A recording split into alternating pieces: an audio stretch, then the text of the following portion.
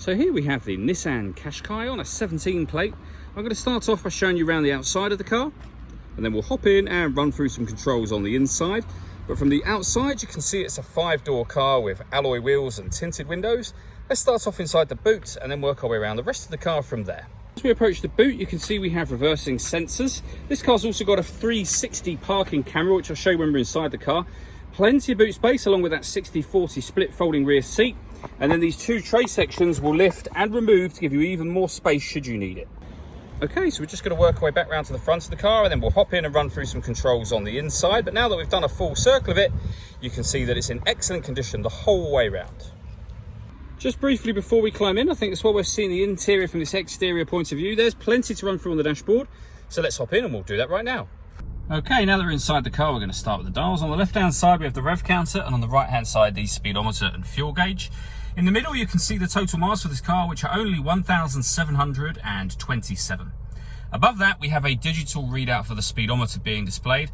You can change the information that's displayed there by using buttons on the steering wheel for various different things, from sat-nav through to audio, as you can see, and then settings, and back round to the beginning again. If we back out to the steering wheel, the button I was using just a moment ago is here. We then have stereo controls beneath that. On the right-hand side, we have phone controls and cruise control and speed limiter as well. Over in the center is where you will pair up your phone, amongst other things. This is all touchscreen, very easy to use. So you'd pair your phone by hitting pair new device and following the instructions from there. When it comes to music, we have the radio, of course. We have DAB, FM, and AM radio. If you want to listen to your own music, you can do that via the CD player, the auxiliary input, the USB input, and you can stream your music wirelessly via Bluetooth audio as well.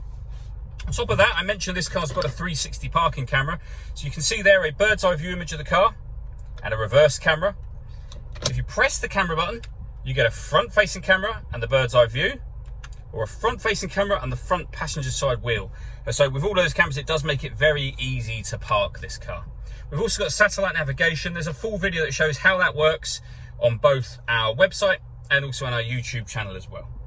Working our way down, we have dual zone climate control. So you can adjust the passenger and driver temperatures, the fan speed up and down.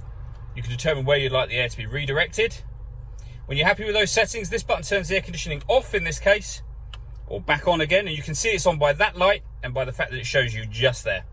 You can do that, or you can press auto. The car will now take control of the direction of the air and the fan speed to maintain these temperatures for you. You can hear it doing that. You can override that at any point in time you wish to and put it back on whatever setting you want it on there as well. We have a heated rear screen and a proper heated front screen as well. Under this, we have a 12-volt charging socket, so you can charge your phone, for example. And then the electronic handbrake, fully automatic gearbox. This is the gear lever for that, of course. And then we have both passenger and driver heated seats. The last thing I wanted to talk about is the panoramic glass roof for this car. So you can see the sun blind is closed at the moment. There's a button up here. If I give that a push, that will now open all the way to the back of the rear seats. And as you can see, that lets in a huge amount of extra light.